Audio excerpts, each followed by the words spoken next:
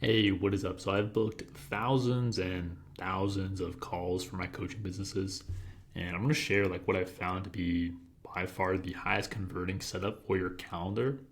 There's small tweaks you can make that make a huge difference. So like odds are right now, how most people set it up, you're just killing call bookings.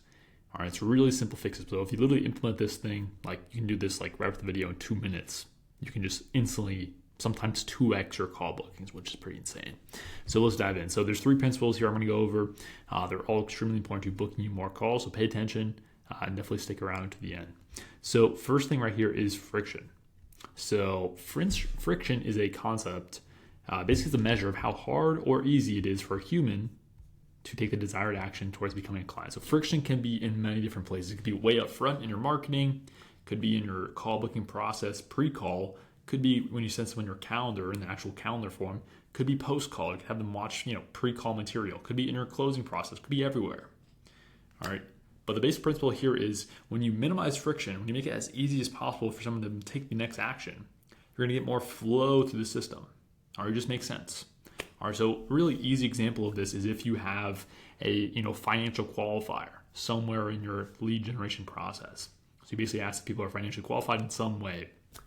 If you have this, it's a form of friction. All right, friction is not a good or bad thing. It just depends on what's the net output of the system.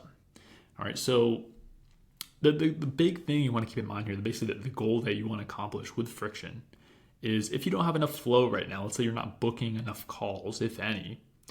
This is most people probably watching this video. It's a very big problem of just inconsistent, very low lead generation. You want to decrease friction if that's the case. All right, it's low flow, lower than what you want. You want to decrease friction. If you have more flow than you can really handle, that's where you want to increase friction. That's where you add more qualifiers. All right, so with that said, that's what friction is. Most common forms of this, especially on the Calendly form, number one is going to be paragraph answers instead of multiple choice. So in your like calendar form, people ask questions. And if you ask like a ton of questions, especially expecting them to write in their answers, type them in, this is just a form of friction. Not a lot of people think about this, but if you're asking them, what's your struggles, what's your goals, and you have people type stuff in, that takes time. It takes 1, 2, 3, sometimes 5 minutes to fill that in. And so when you're doing that, it sounds small, it sounds stupid, but this stuff really adds up. Or if you just, instead of doing that, just have a multiple choice where you put in, hey, this answer, and this answer based on like what are the common struggles, what are the common goals that people have. You just put multiple choice. That way someone can just click, and then book call, boom, just like that. And so you don't realize it, but people are busy. People don't have all the time in the world to book a call with you. They're probably, at work, they're probably shuffling around, they got something, they're about to go, drive somewhere, they have things going on. And so if they can take an easy action to book a call just with click, compared to type for 5 minutes, you're going to get more call bookings. I can guarantee it. So that's the first thing. It's a very easy change to make. Number two is unnecessary questions. So questions wise on your Calendly form, you want to be very minimal. Like don't ask super deep questions. Don't ask for super deep struggles or super deep goals or just unnecessary questions that don't give you anything. Like all you really need is like 3-4 questions max, like on your Calendly form. Like you can ask a basic question about their goals, basic question about like maybe their background or whatever roadblocks they're currently facing. And then like that's it. You don't really need much more. You don't need anything.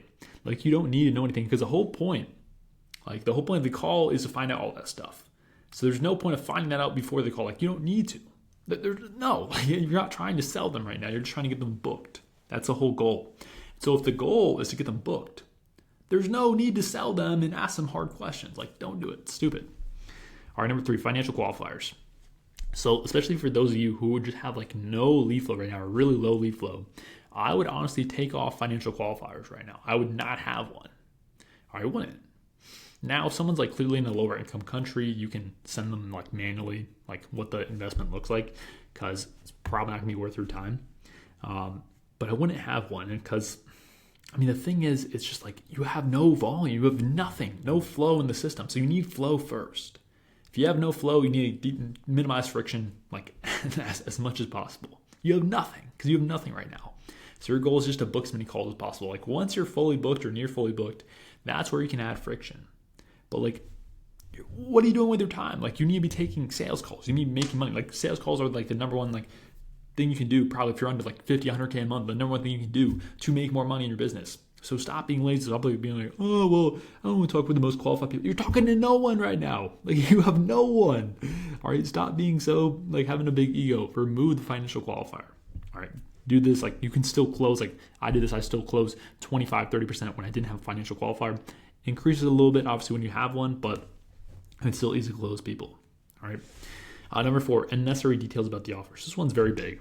So this is especially like pre-call as well. So if you have like a DM sequence or however they book call, you don't want to share much about the offer. All right, they should know very high level what the offer is, obviously, but they don't like no detail, know how it works really, no features. Like they should not know how it works on a deep level.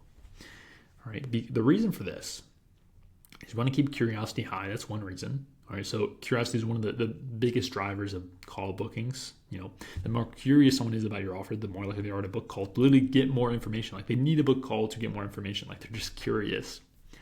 The other thing is limiting beliefs. So a lot of times, especially in the coaching space, people have tried different solutions before and they've failed with them. So like weight loss, for example, like it's so common in that industry for people to try like 10,000 different things, different diets, you know, workout plans, whatever it is, and they fail. And so if you reveal that part of your process is XYZ thing, XYZ mechanism or method, and they've tried something like that or even remotely similar and they failed, they're going to completely write off your method, even though it was probably their fault why they failed. All right, that's what happens. And so that's why you don't want to reveal the process. Because they're like, oh, you do XYZ? Well, my friend did that. It didn't work for him. So yeah, I'm not going to work with you. Like, I'm not going to pursue this. This is stupid. It doesn't work. And they're just limiting beliefs based on like misconceptions. And so that's why you don't want to do that pre-call, because you can easily do that on the call where you can reform beliefs, show them proof. Like you can easily build someone's beliefs that they need to be able to buy the thing. All right, so that's number 4, and that's a huge one. So don't share about the program. Like no one needs to know details. Don't do that. Keep curiosity high. So that's friction, and like I said, friction is a sliding scale. So typically decreased friction when call volume is too low, and increased friction when call volume gets too high. All right, so that's friction. That's how you utilize it. Now, second thing here is law of availability. So basically what this law of availability states that merely by having more available time slots, more calls will be booked. All right, we did something in my fitness coaching business where basically we onboarded, I believe it was like 3 sales reps at a time. And so our call availability really just skyrocketed, like quite a bit. And so we changed nothing in the lead generation process. Like we didn't do more volume, we weren't doing anything different. And we simply just booked more calls with having more available slots. And I was like, oh, like that's pretty cool. Like I didn't even change anything. We're booking more calls. And so that is a fact. When you have more availability, just more people are able to book calls at times that are convenient for them. So the result is more call bookings overall. So it's huge. That's huge. So consider this, especially if you're like solopreneur right now, you're taking all the calls yourself. See, can I expand availability somehow? All right, because this will book you more calls. More availability equals more calls booked. This is just fact. All right, that one's pretty straightforward. Also consider this, if you have really low availability, it's gonna be hard. It's gonna decrease call bookings for sure. So just consider that. Last big thing here you need to know is the lead quality fallacy. All right, lead quality fallacy. So this is the preconceived notion you make about someone's ability to afford your program. So it's really important. Do not make a judgment on a prospect's ability to buy unless it is explicit. All right, so if they're explicitly located in a lower income country where 99% of people won't be able to afford it, okay, that's a situation where I would manually send them, a financial qualifier. I'd be like, hey, here's, the price, is that within budget range?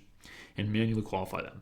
But for anyone else who is in even a moderate income country, or they appear to have some form of income, if any, if not sometimes. I've had college students or people who don't even have a job right now who magically can afford it.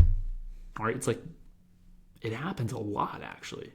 And so you want to make sure to remove your judgment of, oh, this guy's broke, there's no way this guy can afford it. Because what will happen is that'll bleed into your sales process and you'll end up not offering them or downselling them, offering them something cheaper when they actually could have afforded the higher ticket thing that you have. This has happened so many times. Like, it's definitely surprised me. Like when I really implemented this first, of like, oh, this guy's from like this country. Like I don't know if he can afford it, or this guy who just kind of came off in a certain way, and I was thinking, there's probably no way he can afford it, but I offered him anyways, and he ended up buying. Happens so many times. And so especially when call volume is low, don't have this lead quality fallacy just destroy you. All right, book calls with basically everyone. Like, I don't care what you think. Just book calls with them, because you will be surprised by how many people actually buy. All right, you cannot predict something like, this is a really good sense right here. You cannot predict the funds someone has. So even if they're not employed or they're in a different country, they could have access to a lot of funds. You just don't know. They might know people. All right, their family might be very wealthy, or the person they're married to might be very wealthy. You just don't know. Or they might have access to credit. Like, there's a big things here. All right, you just don't know. So that is another reason why we decrease friction with low call volume. All right, so those are the big three. If you implement these things into your calendar and your call booking process, you're going to book more calls, period. All right, so these are like three of like kind of like the bullets we implement all the coaching business we work with right away. Now, if you are someone who just like wants our whole entire lead generation systems handed to you on a silver platter, so you can just install them in your business, that is what we do. So click the link below if you are an online coach and you want that. You want a consistent system to book more calls and scale your business. Click the link below. If not, thank you so much for watching. You're amazing. I'll see you in the next one. Peace.